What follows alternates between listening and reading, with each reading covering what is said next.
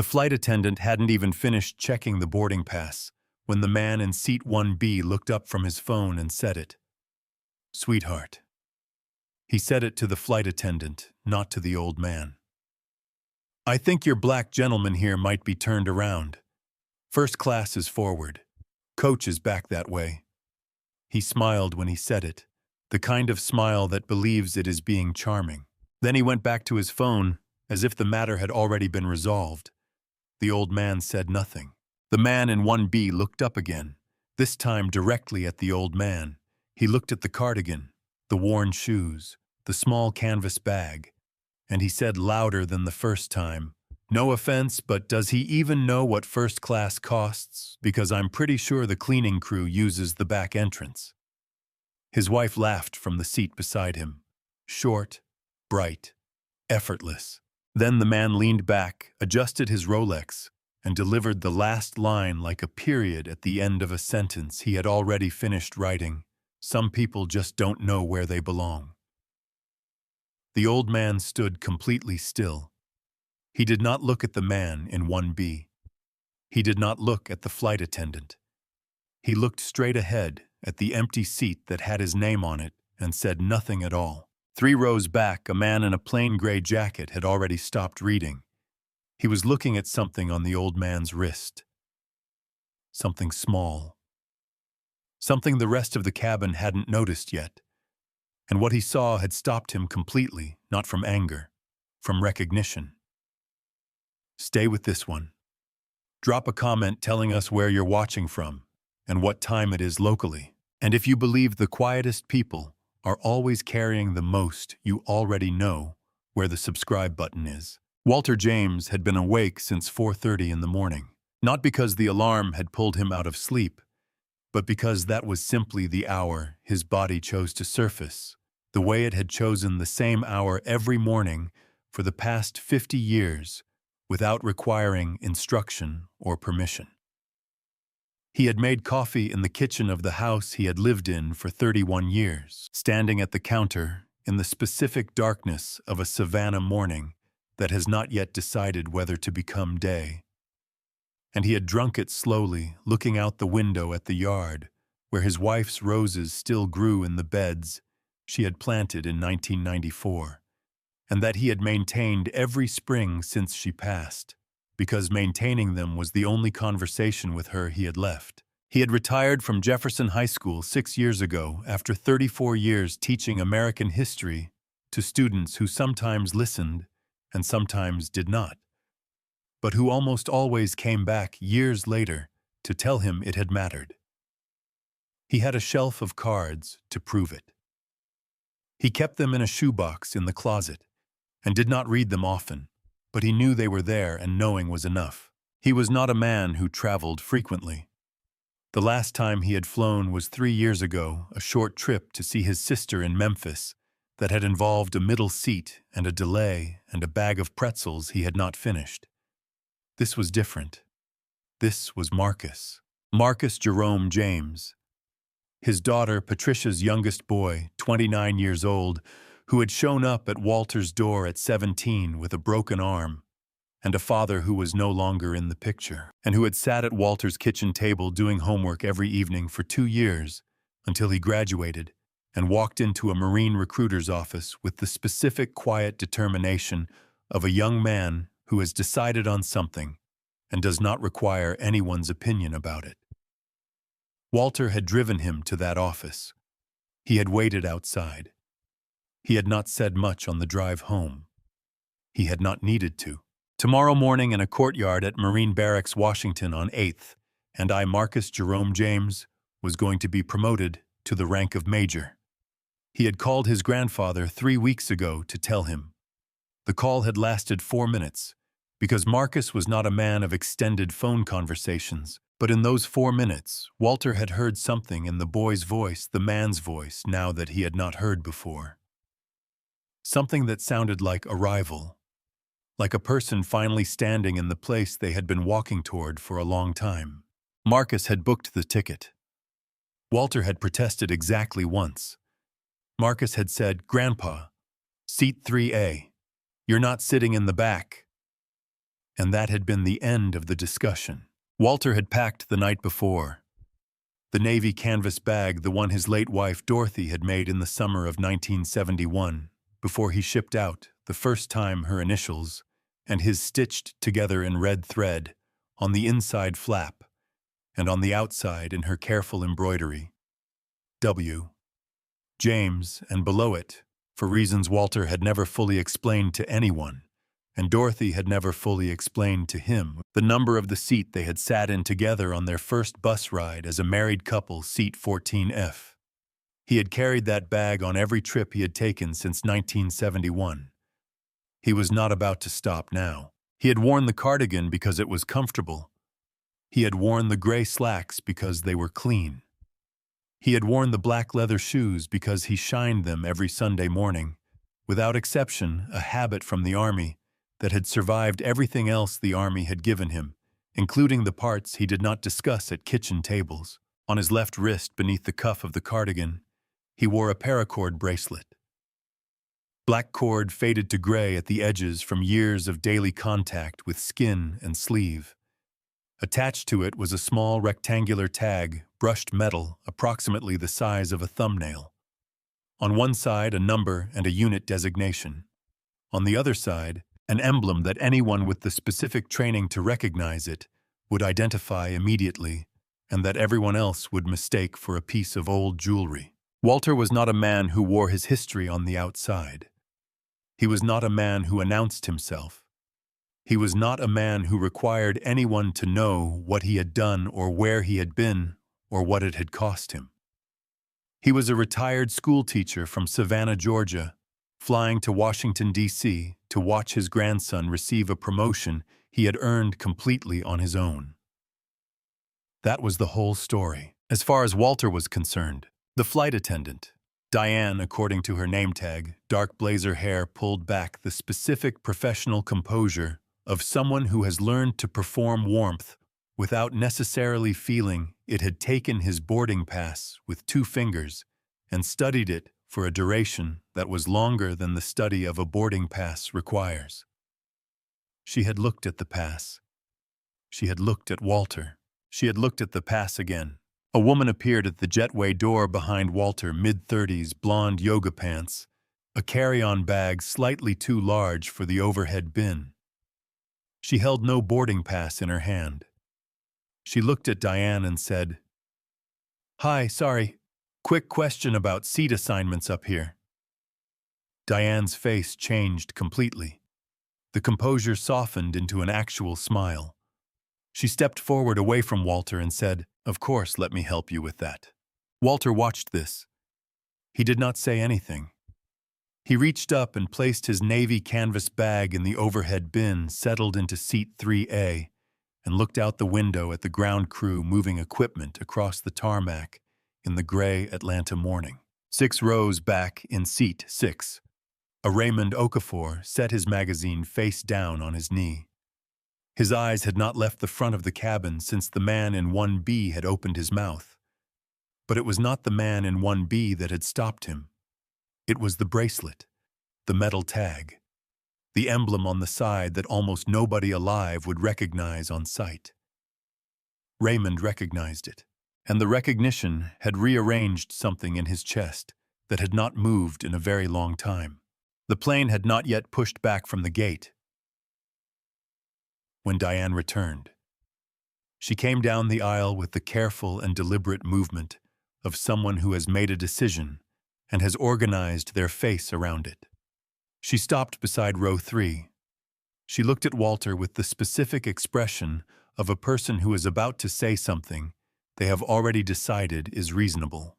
"Sir, I apologize for the inconvenience, but I'm going to need to ask you to present a second form of identification before we begin boarding procedures." Walter looked at her. The cabin around them had the particular quality of silence that forms when people are pretending not to listen. "You have my boarding pass," Walter said. His voice was even, unhurried. The voice of a man who has spent 34 years speaking clearly to rooms full of people who needed to hear him. "Company policy," Diane said. "For certain passengers we..." Which passengers? Walter asked. Diane did not answer that question. She waited. Walter reached into the front pocket of his slacks and produced his Georgia driver's license. He held it out. Diane took it with the same two-finger grip she had used on his boarding pass and examined it with the same excess of duration. Walter James, Savannah, Georgia. Date of birth placing him at 72 years old. The photograph a reasonable likeness of the man sitting in seat 3A. She handed it back without comment, without apology. She turned and walked toward the galley. Craig Holloway watched all of this from seat 1B with the satisfied expression of a man who considers himself a passive observer, but has in fact been the engine of everything that just occurred. He was 53 years old, CEO of Holloway Logistics, a mid-size freight company based in Atlanta, with contracts in 11 states and a revenue last year of just under $40 million. He had flown first class on this particular route 31 times in the past 2 years. He knew Diane by name. She knew his drink order without being asked. He had not told Diane to check the old man's identification. He had not needed to. He had simply leaned forward when she passed his seat after the initial boarding and said quietly, "I don't recognize that gentleman." First-class regulars tend to know each other. That was all. The rest had organized itself. He picked up his phone and resumed reading a quarterly report. 2 rows behind Craig, a woman in her late 30s window seat, 3C, had been watching the exchange with her arms folded and her jaw set in a way that suggested she had something to say, and was engaged in an internal debate about whether to say it. She looked at the man beside her. He found something important to examine on his tray table. She unfolded her arms. She refolded them. She said nothing. Raymond Okafor noted all of it. He noted the woman in 3C who almost spoke. He noted the man beside her who didn't. He noted the 6 other passengers in the forward cabin who had witnessed the identification request and returned to their phones and laptops with the careful efficiency of people who have decided that what they just saw did not require a response from them personally. He noted Craig Holloway, who had not looked up from his quarterly report, but whose posture contained the specific relaxed quality of a man who is pleased with how something has gone. And he noted Walter James, who had replaced his driver's license in his pocket with steady hands and returned his gaze to the window with an expression that had not changed once through the entire exchange. Not tightened, not collapsed, not performed, simply present. The face of a man who has encountered this particular temperature of weather before and has long since stopped being surprised by the forecast. The plane began to push back from the gate. Diane reappeared from the galley with a glass of sparkling water and a warm smile, and placed them on Craig Holloway's tray table without being asked. She did not look at row 3. Raymond watched Walter's reflection in the darkened oval of the window beside him, the way the old man's eyes tracked the runway lights moving past in the gray morning, the slight adjustment of his hands in his lap, the absolute economy of every movement he made. There was something in the way Walter occupied his seat that Raymond recognized the way you recognize a dialect from your own region, not consciously, not analytically, but in the chest immediately below the level of thought. The plane lifted. Atlanta fell away beneath the clouds. Diane came through the cabin for the first beverage service. She stopped at 1A and 1B. She stopped at 2A and 2B. She stopped at row 4. She did not stop at row 3. Walter watched the clouds outside his window. He did not flag her down. He did not press the call button. He folded his hands in his lap with the paracord bracelet against his left wrist and the metal tag pressing lightly into his skin the way it had pressed every day for decades, and he let the omission pass over him the way a man lets pass the things that are beneath his energy to address. From seat 1B, Craig Holloway looked back down the aisle, noted that the old man had not received service, and returned to his quarterly report with the small and weightless satisfaction of a man who mistakes the world's indifference for his own authority. 3 rows behind, Walter Raymond Okafor pressed the call button above his seat. When Diane arrived, he ordered a coffee he did not want. Then he said conversationally, "The gentleman in 3A, I don't believe he was offered anything." Diane looked at him, then at row 3, then back at Raymond with an expression that was not quite guilt and not quite defiance, but existed in the specific, uncomfortable territory between the two.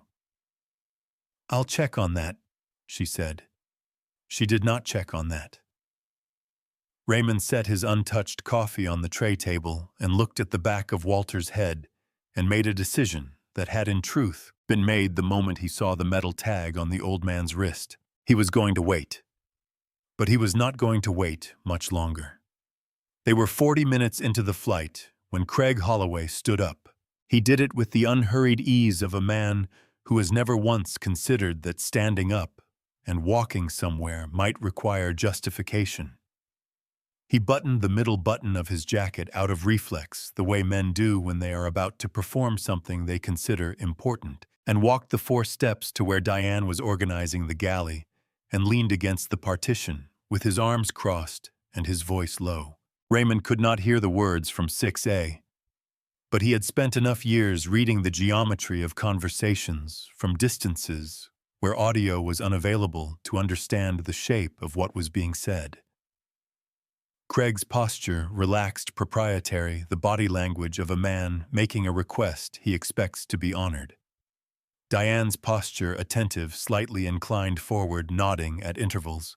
The glance she sent down the aisle toward row 3, brief confirmatory, told Raymond everything the words would have told him.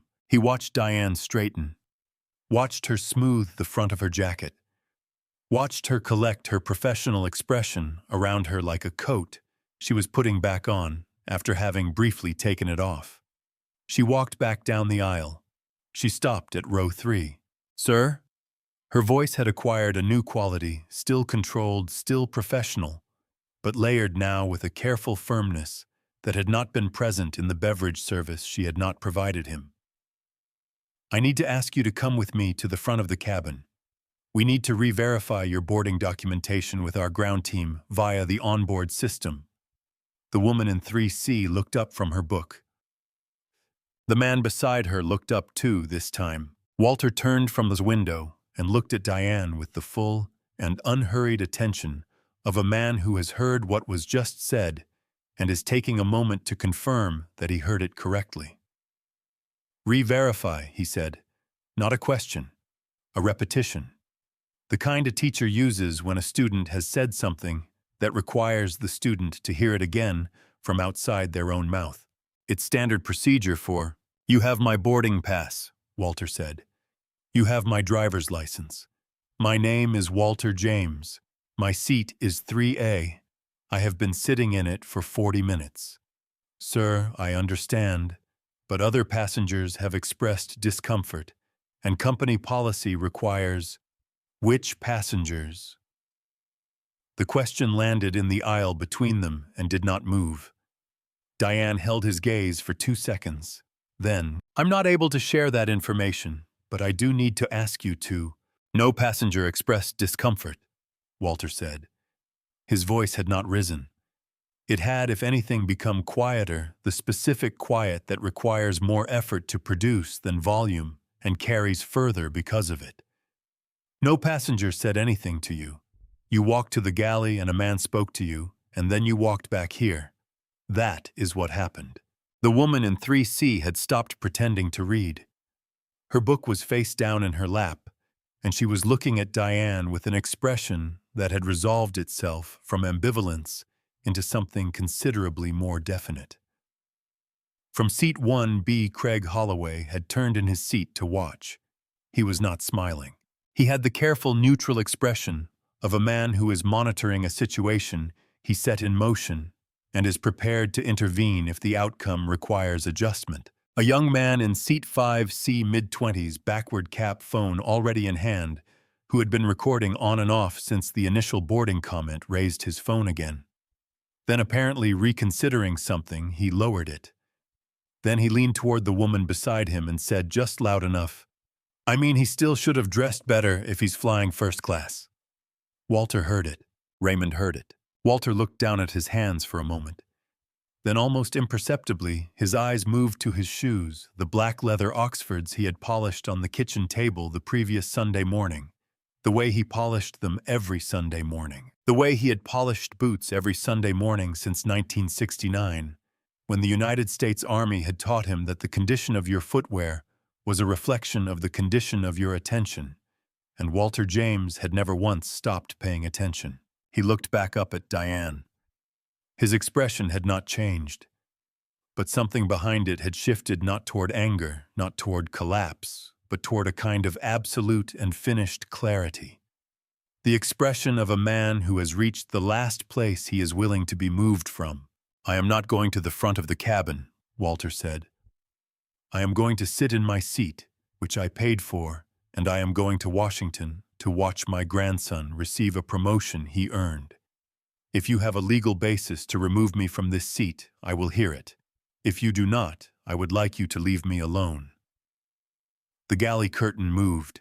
A second flight attendant appeared, then stopped. Diane stood in the aisle.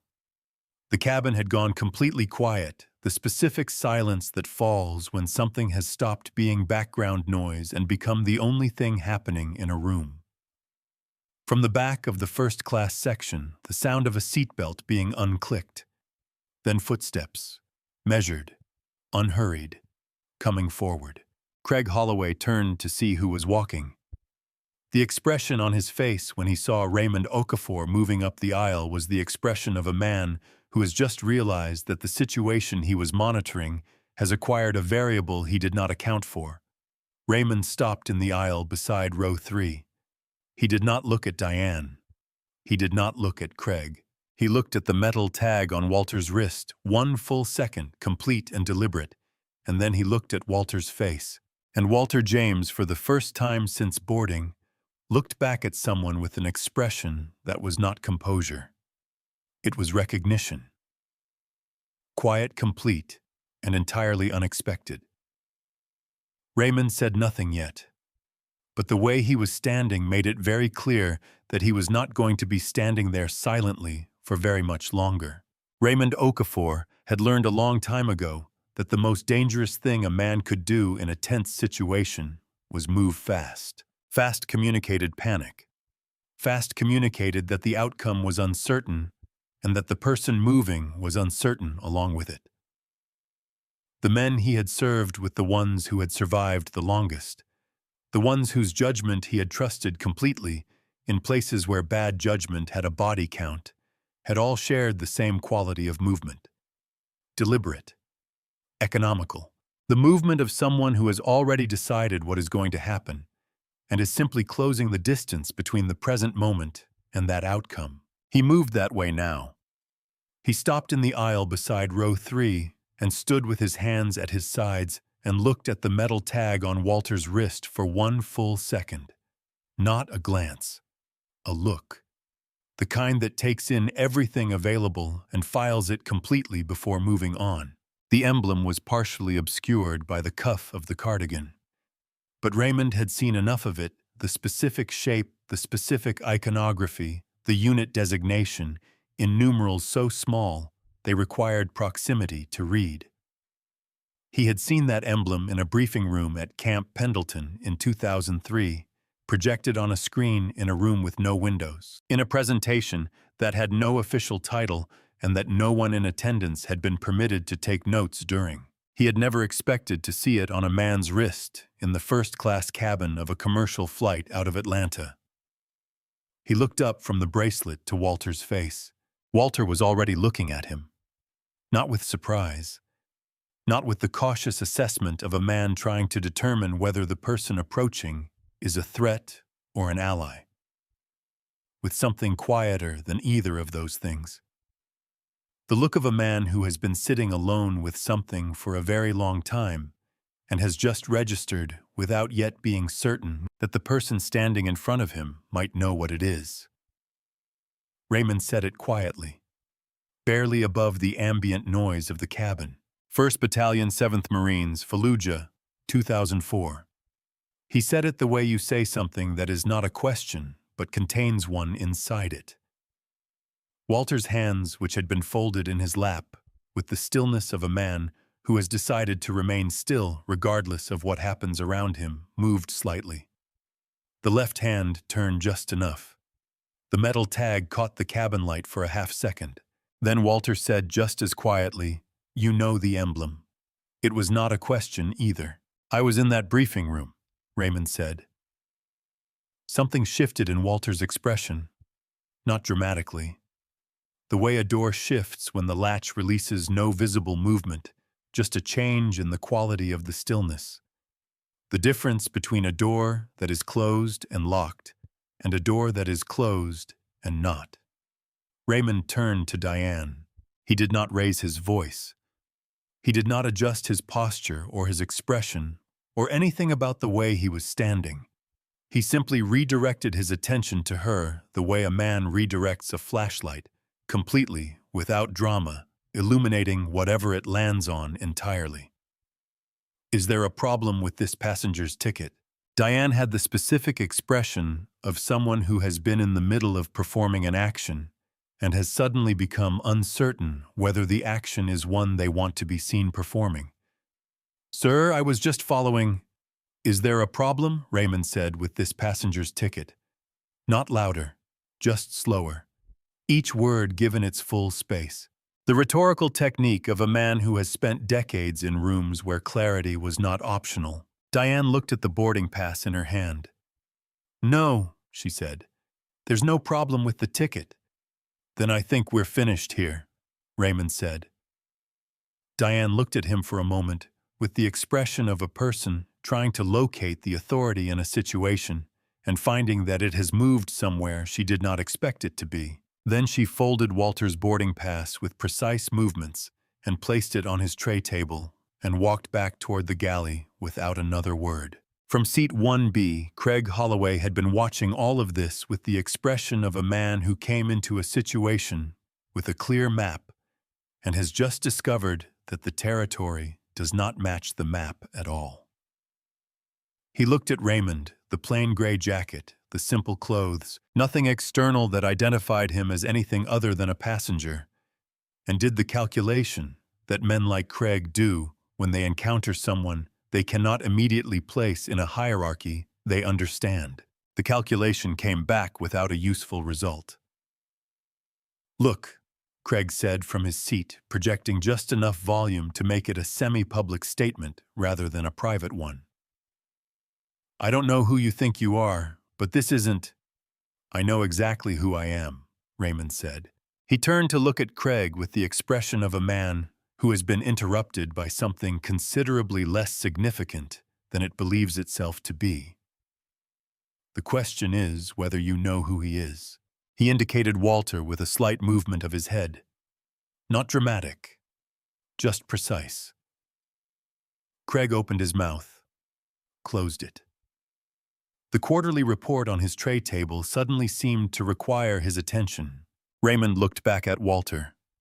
The old man was watching him with the careful and complete attention of someone who is recalibrating something fundamental, not about the situation, which Walter had never been confused about, but about this specific morning and what it was apparently going to contain. "I'm going to sit down," Raymond said to Walter quietly. "In 3B, if that's all right with you." Walter looked at the empty seat beside him, then back at Raymond. "It's all right," he said. Raymond sat. He placed his hands on his knees and looked straight ahead for a moment. Then he said, still quietly, still for Walter only, "I have some things I'd like to tell you, if you're willing to hear them." Walter looked out the window at the clouds moving past 30,000 feet below them. Then he looked at Raymond. And Walter James, a man who had spent 50 years telling other people's stories to rooms full of students who needed to hear them, nodded once. "I'm listening," he said. Raymond did not begin with himself. That was not how men like him began things. He began with the unit the way you begin with the ground before you talk about what is built on it. He told Walter that he had been a lieutenant colonel in 2003 when he first encountered the designation P on that metal tag, not in the field, but in a briefing room in a presentation given by a 2-star general to 14 people who had all signed documents before entering the room. The unit had no official name in any document Raymond had ever seen. It appeared in records only as a designation, a number, and a letter combination that would mean nothing to anyone who had not been in that room or one of the 3 others like it. What the unit had done, Raymond said, was operate in theaters and under conditions that the United States government had no mechanism to officially acknowledge. Not because the missions had failed, because they had succeeded completely in ways that required the success itself to remain unacknowledged in order to remain effective. Walter listened to all of this without interrupting. His hands were in his lap. The metal tag pressed against the inside of his wrist the way it always pressed, constant, specific, the weight of something small that is heavier than its size accounts for. 3 of my men, Raymond said, were in a vehicle outside Ramadi in 2005.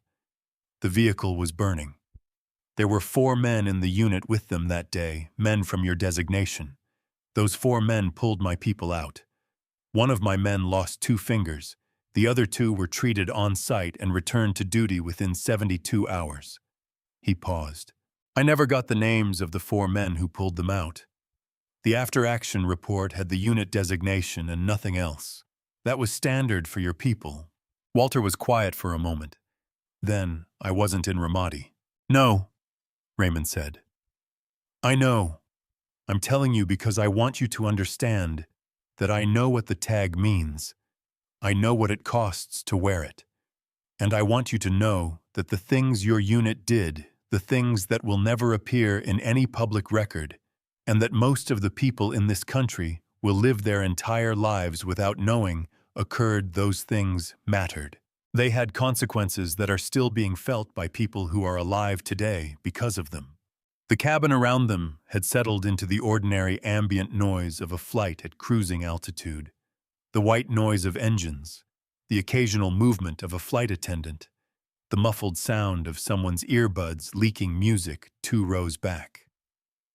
The confrontation at row 3 had subsided into the background of the flight, the way confrontations do once the immediate energy has been absorbed, leaving only the residue of an altered atmosphere that everyone present can feel and no one is directly acknowledging. Except for Craig Holloway, who had not returned to his quarterly report with the full attention he had brought to it before, who had in fact been doing the specific thing that people do when they are trying to listen to a conversation they are not part of, holding. Very still, making very small movements, keeping his face directed toward the screen of his laptop, while the orientation of his attention was entirely elsewhere. Raymond noticed this. He did not adjust the volume of what he was saying. Let him hear it, Raymond thought. Let him hear all of it. He reached into the inside pocket of his jacket and produced a photograph. Small, slightly worn at the edges, the particular softness of a print that has been handled regularly over a period of years. He held it for a moment before placing it on Walter's tray table. 11 men in desert gear, somewhere without identifying landmarks, the kind of somewhere that appears in no public photograph on no map, available to civilians in no article or documentary or memorial that the general public has access to. The men were not posing. They were standing the way people stand when a camera appears, and they do not particularly want to be photographed, but have decided not to argue about it. Practical, unsentimental, the body language of people who are between things rather than arriving at them. Walter looked at the photograph. His breathing did not change. His expression did not change. But his left hand moved to the metal tag on his wrist and held it, not pressing, just holding the way you hold something when the thing you are looking at requires an anchor. I got this from the family of one of the men in that photograph, Raymond said. His name was Corporal Antoine Davis. He was 24 years old. His mother gave me this picture because she wanted someone who understood what her son had done to have it. Raymond paused. I've had it for 9 years. Walter looked at the photograph for a long time. Long enough that the clouds outside the window changed shape, and the angle of the light through the oval glass shifted slightly. Then he looked up and said the thing that Raymond had not expected. Antoine had a gap in his front teeth, Walter said quietly. He used to whistle through it when he thought nobody could hear him. Raymond went completely still. He whistled an old Marvin Gaye song, Walter said. Every morning, same song, never the whole thing, just the first 8 bars over and over. The young man in 5C who had made the comment about Walter's clothing 20 minutes ago and had since returned to scrolling his phone with the performative casualness of someone trying to look like they have forgotten something, looked up. He looked at the old man in the brown cardigan, speaking quietly to the man in the gray jacket. He looked at the photograph on the tray table. He looked at the metal tag on the old man's wrist. He put his phone face down on his tray table, and Craig Holloway, in seat 1B, had stopped pretending to look at his laptop entirely. Raymond looked at Walter for a long moment after the words about Antoine Davis and the Marvin Gaye song. Then he reached into the inside pocket of his jacket again. Not for another photograph. For something smaller, a folded piece of paper, official stock, the specific cream color of correspondence that originates from a building on the Potomac, that most Americans recognize by its shape, and very few have ever entered. He placed it on the tray table beside the photograph without unfolding it. Walter looked at it without touching it. That is a formal notification, Raymond said, that the classified service records of your unit are currently under active review for declassification and official recognition. The process has been moving through interagency coordination for 14 months. It is nearly complete. Walter did not respond immediately. He looked at the folded paper. He looked at the photograph of the 11 men in desert gear. He looked at the metal tag on his wrist. The names, Raymond said, of every man and woman who served in your unit, including the ones who did not come back, are going to be spoken out loud in a room with the right people present before the end of this calendar year. On the record. Permanently. The cabin was quiet. Not the performed quiet of people pretending not to listen. The actual quiet of people who have stopped performing entirely. Raymond stood up. Not quickly. With the same deliberate economy with which he did everything. He stood in the aisle beside row 3, and he spoke at a volume that was not quite addressing the cabin, but was not excluding it either. The natural carrying volume of a man who has spent decades speaking in rooms where every word needed to reach the person it was intended for without distortion. The man sitting in seat 3A, Raymond said, served this country in operations that most of the people in this cabin, most of the people in this country will never know existed. He did not serve in a support capacity. He was not adjacent to the work. He was in the work completely, in conditions that I have read about in classified documents, and that I will tell you plainly were conditions that most trained personnel would not have survived. He paused. The engine noise filled the silence the way it fills all silences at altitude present, constant, indifferent. He flew 62 combined combat missions across 2 theaters of operation. He was listed as killed in action for 11 days in 1971 before a search team located him alive. He came home. He became a school teacher. He taught American history to students in Savannah, Georgia for 34 years. Another pause. Tomorrow morning, his grandson, who followed him into service and has distinguished himself completely on his own, is being promoted to the rank of major at Marine Barracks, Washington. That, Raymond said, is who is sitting in seat 3A. The woman in 3C had her hand over her mouth. The man beside her was looking at his hands on the tray table with the expression of someone who is doing an accounting of something and finding the numbers unflattering. The young man in 5C, the one with the backward cap, who had made the comment about Walter's clothing, who had put his phone face down 19 minutes ago and had not picked it up since, was looking at the back of Walter's seat with an expression that had traveled a significant distance from where it had started this morning. And Craig Holloway in seat 1B had turned fully in his seat. The quarterly report was closed. The laptop was closed. His hands were on the armrests, and he was looking at Raymond with the expression of a man who has just watched the architecture of a position he believed was solid develop visible cracks from the foundation up. Raymond reached into his jacket pocket one final time. He produced his phone. He held it in his hand, without unlocking it, and looked at Craig Holloway with the patient and complete attention of a man who has made significantly more consequential decisions than this one, and has never once found the process particularly difficult. "I'm going to give you an opportunity," Raymond said to Craig. Quietly, directly. "That's not something I extend often, so I want to be clear that it is being extended now." Craig's jaw moved slightly. No words came out. "The call I'm about to make," Raymond continued, "goes to an office at the Pentagon. The person who answers that call knows this flight number, this route, and the name of every passenger on the manifest, because I sent that information before we boarded." He turned the phone once in his hand.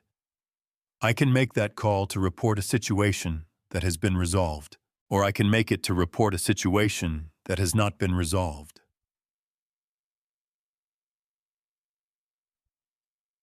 He looked at Craig with the expression of a man presenting options he already knows the outcome of.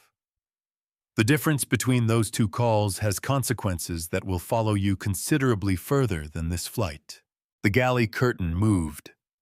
The captain appeared at the front of the cabin, not in response to a call, not with any apparent urgency, but with the specific awareness of a senior crew member who has been monitoring the atmosphere of his aircraft and has decided that his presence is appropriate.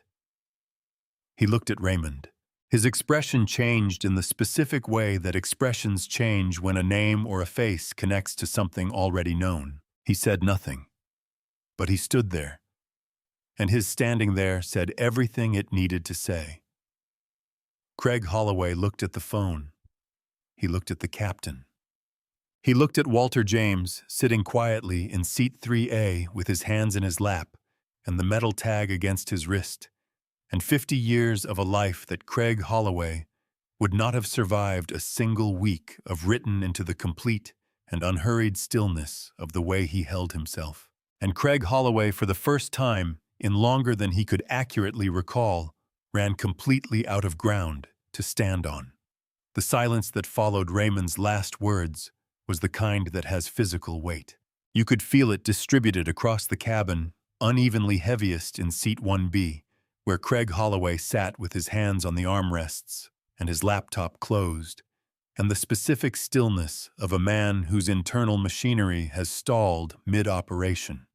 Lighter in the rows behind, where passengers who had spent the last 40 minutes performing various degrees of uninvolvement had quietly abandoned that performance entirely, and were simply watching now, without pretense, the way people watch when something real is happening in front of them, and the cost of watching is finally lower than the cost of looking away. Diane stood at the edge of the galley curtain. She had been standing there for 3 minutes. She had not moved. Craig looked at the phone in Raymond's hand. He looked at the captain, who had not moved from the front of the cabin, and whose presence there continued to communicate everything it had communicated since he appeared. He looked at Walter James, who had not turned around, who was still facing forward with his hands in his lap and his eyes on the middle distance, as if the conversation happening around him was whether he had decided not to take personally.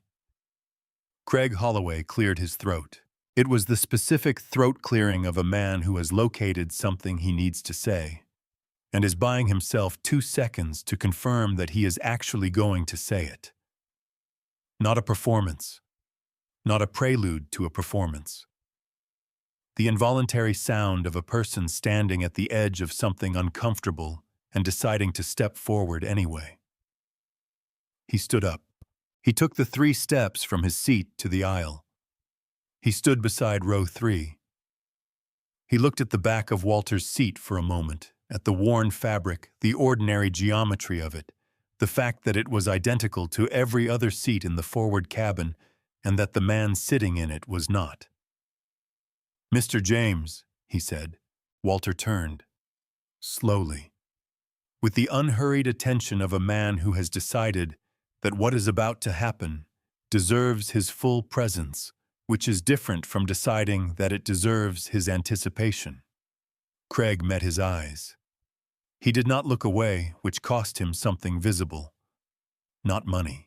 The specific currency of a man who has spent decades in rooms where looking directly at the consequences of his own behavior was not a thing the rooms required of him. "What I said when you boarded," Craig said. "All of it. I had no basis for any of it. There is no version of it that was acceptable, and I knew that when I said it, and I said it anyway." He paused. The cabin waited. "I'm sorry. That's not sufficient, but it's what I have." The woman in 3C exhaled slowly through her nose. The man beside her looked at Craig with an expression that had moved from self-conscious distance to something closer to reluctant respect, the specific respect that people extend to someone doing something difficult when they know they did not do it themselves when they had the chance. Walter looked at Craig for a long moment. Not with anger. Not with the performed magnanimity of a man accepting an apology for the benefit of an audience. With the direct and level attention of someone assessing whether the thing in front of them is what it presents itself as. Then Walter said, "I know." 2 words, placed in the air between them with the precision of a man who spent 34 years choosing words for their exact weight and has never lost the habit. Not forgiveness freely and immediately extended the way forgiveness gets extended in stories where the emotional accounting is kept clean. Not coldness, something more honest than either the acknowledgement of a man who has seen this before, who knows what it costs the person offering it, and who is not going to pretend the cost is higher or lower than it is. Craig stood there for 1 more second. Then he nodded a small, complete movement and returned to his seat. Diane walked out from the galley. She stopped at row 3. She looked at Walter with an expression that had shed its professional architecture, entirely leaving something underneath that was less composed and considerably more human. "Mr. James," she said, "I am sorry. What I did, the way I treated you, there's no policy that required it. I made choices. They were wrong." Her voice was steady but only just. "I'm sorry." Walter looked at her. He nodded once. "Thank you for saying so," he said. "Not more than that. Not less. Exactly that." Diane returned to the galley. Through the curtain, one of the other flight attendants said something too low to hear. Diane did not respond. The young man in 5C, the backward cap, the phone still face down on the tray table, unbuckled his seatbelt and stood up. He was 24 years old, and he looked it in this moment in the way that people look their exact age when they are doing something that costs them pride. He walked the 2 rows forward and stopped in the aisle beside Walter. "I said something about your clothes," he said. "Earlier. It was—" He stopped. Started again. "It was stupid, and it was wrong, and I'm sorry." Walter looked at the young man for a moment.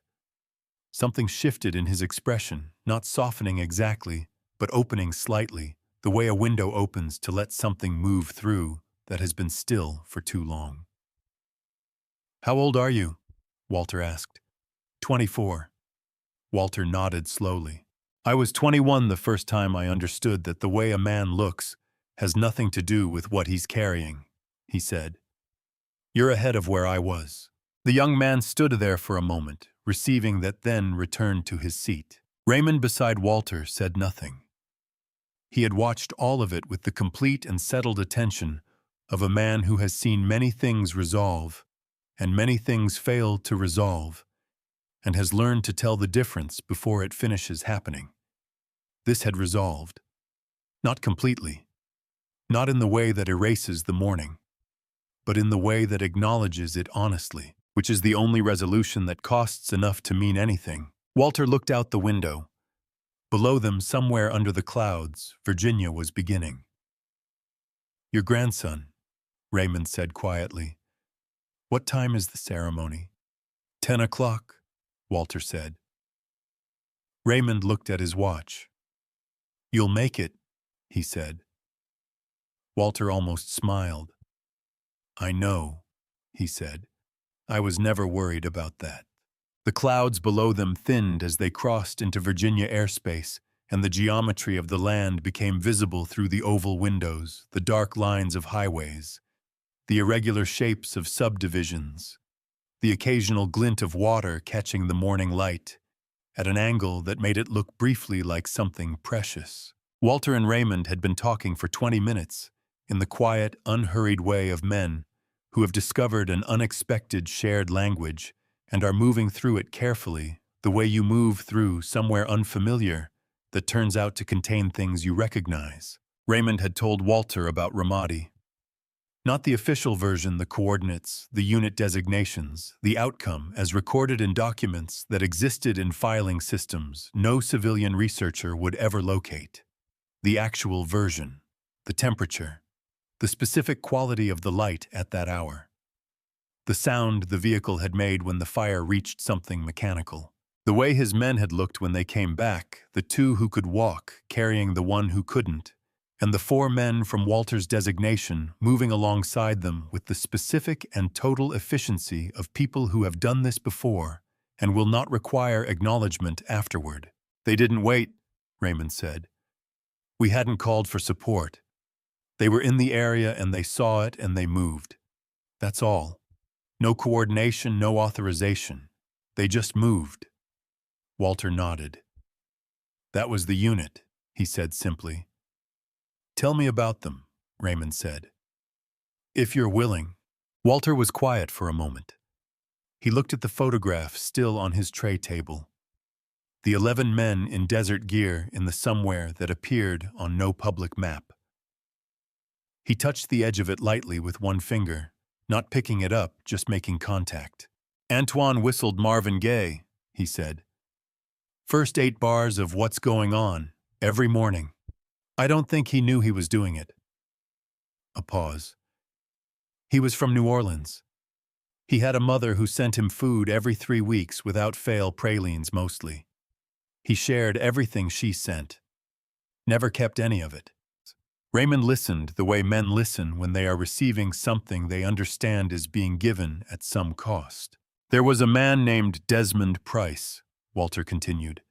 "Tallest man I ever served with. 6'5" in boots. He used to read paperback westerns and leave them in whatever location we'd just cleared. Said he was building a library that nobody would ever find." Walter almost smiled at this. "There was a woman specialist, Clara Roth. Best field medic I ever saw. Hands like a surgeon. She went home after the second tour, went to medical school, became an actual surgeon. She's in Denver now. We exchange Christmas cards." "And the others," Raymond said. "And the others," Walter said, "didn't come home." He said it without drama. Without the performance of grief that long-carried grief no longer requires. He said it the way you state a fact that has been a fact for so long that the saying of it has become simply the acknowledgement of a permanent condition of the world, one that you have not accepted in the sense of finding it acceptable, but that you have learned to carry in the specific way that things must be carried when they cannot be put down. Raymond reached into his jacket pocket and removed the photograph again. He placed it between them on the armrest. "Tell me their names," he said. "All of them, if you're willing." Walter looked at the photograph. He looked at the 11 faces, young, dusty, squinting slightly against a sun that existed in a geography that remained officially nameless. He placed his finger on the face at the far left of the group. "This is Antoine Davis," he said. "New Orleans, 24 years old." He moved his finger. "This is Desmond Price, Birmingham, Alabama, 27. He moved his finger again, and again, and again. He named each face with the same precision and care, name, hometown, age at the time of the photograph. Not at the time of death, at the time of the photograph. Because that was who they were.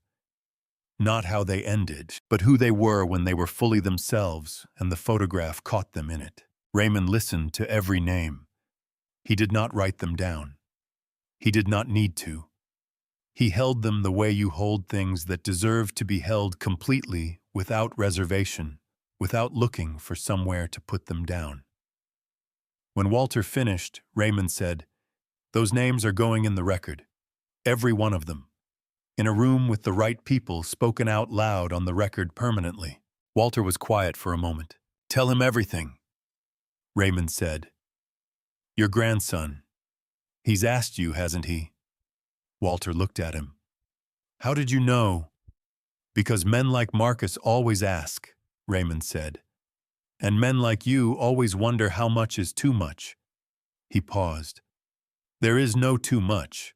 He went into the same work. He has earned the right to know where it comes from in his own family." Walter looked at the photograph one more time. Then he folded it carefully and held it out to Raymond. Raymond shook his head. "Keep it," he said. "Those men belong with someone who knows their names."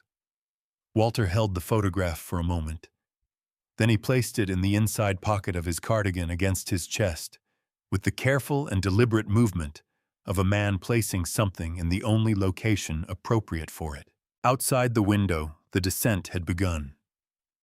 The Virginia landscape was rising slowly toward them, ordinary, unhurried, indifferent to everything that had happened 30,000 feet above it in the past 2 hours. Raymond looked at Walter and said the thing that made the old man close his eyes for a full 10 seconds. "Antoine's mother," Raymond said quietly. "She asked me once if her son had been with good people at the end. People who knew who he was." He paused. "I told her I believed so. Now I know." Walter kept his eyes closed for those 10 seconds.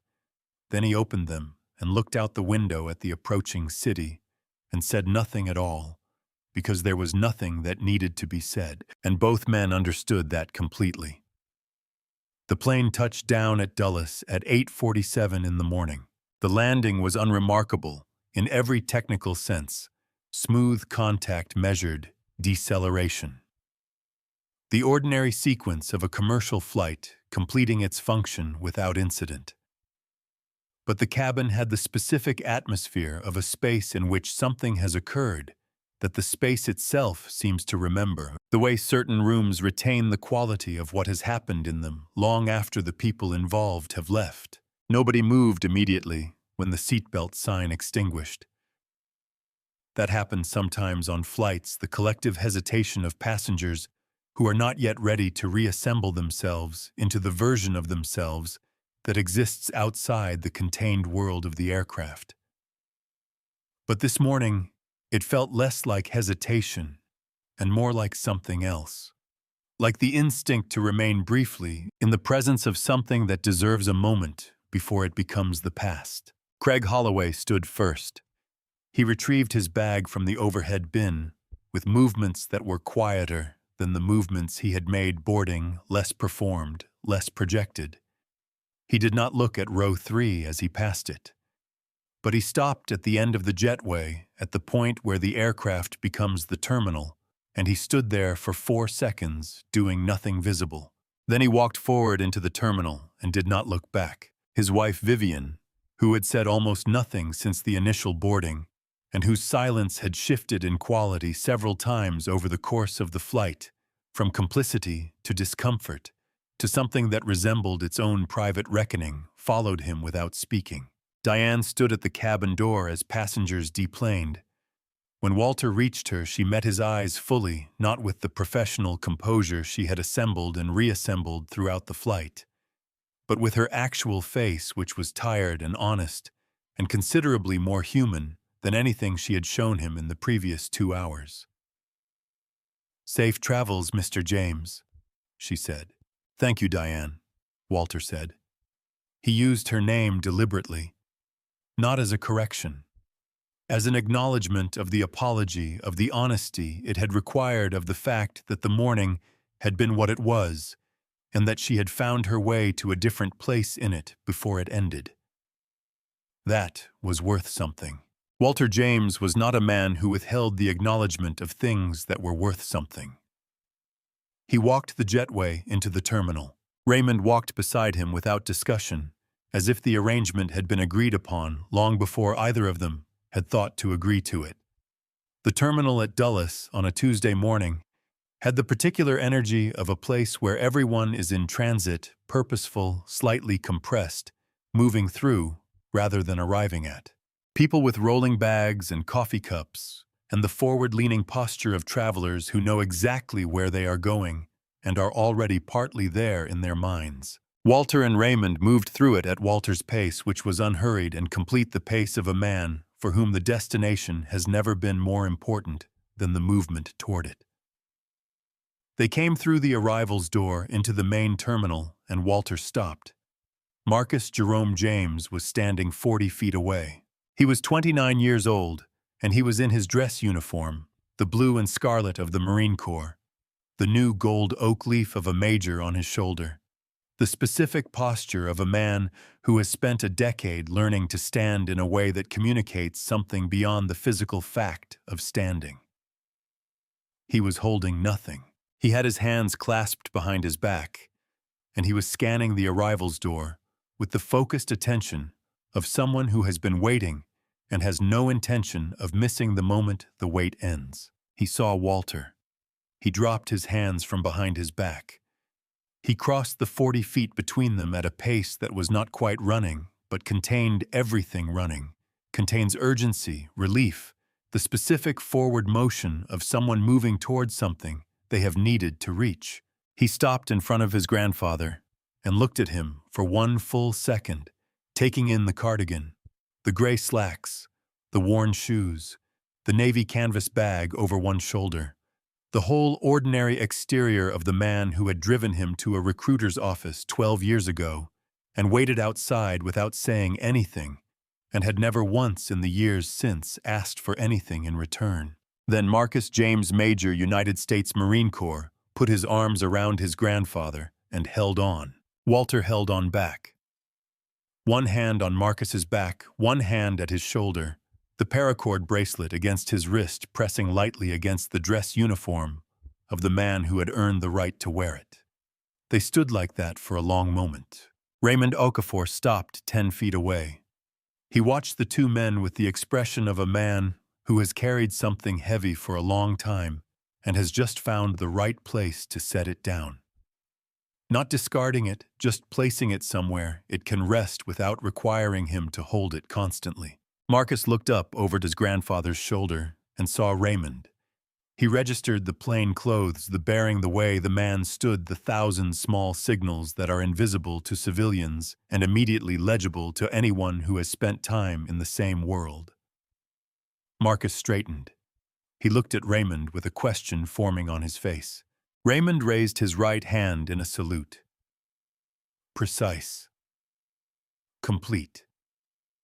The salute of a colonel rendering honors to the family of a man whose name was going into the record before the year was finished.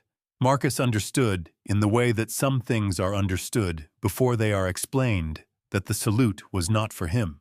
He returned it anyway for his grandfather, for the 11 names on the metal tag, for the 62 missions that had never appeared in any public document, and that had cost more than any document could have contained. Walter watched his grandson salute a man he had just met in an airport terminal and felt something move in his chest that had not moved in a very long time. Not grief, not pride. The specific and quiet sensation of a thing being seen that has waited a long time to be seen. He touched the photograph in his inside pocket once. Then he picked up his navy canvas bag and looked at Marcus and said the first ordinary thing of an ordinary morning that was going to carry this day inside it for the rest of both their lives. "You hungry?" Walter said. "I could eat." Marcus laughed, sudden, genuine, the laugh of a young man who has been holding something tight for a long time and has just been given permission to let go of it. "Yeah, Grandpa," he said. "I'm starving." They walked together into the terminal. Raymond watched them go, the old man in the cardigan and the young major in dress blues, moving through the ordinary morning crowd of Dulles Airport on a Tuesday, in a way that no one around them would have recognized as anything other than two people walking. Which was exactly right. Which was exactly how men like Walter James had always moved through the world. Carrying everything. Showing nothing. Continuing forward. The people who have given the most are rarely the ones asking you to notice. They wear old shoes and carry worn bags and sit quietly by windows while the world makes assumptions about them that the world has not earned the right to make. Dignity does not announce itself. It simply remains steady, complete, unchanged by who recognizes it and who does not. Pay attention. The person next to you may be carrying more than you will ever know. If this story stayed with you, drop a comment and tell us why. And if you believe the quietest people deserve to be heard, you know what to do.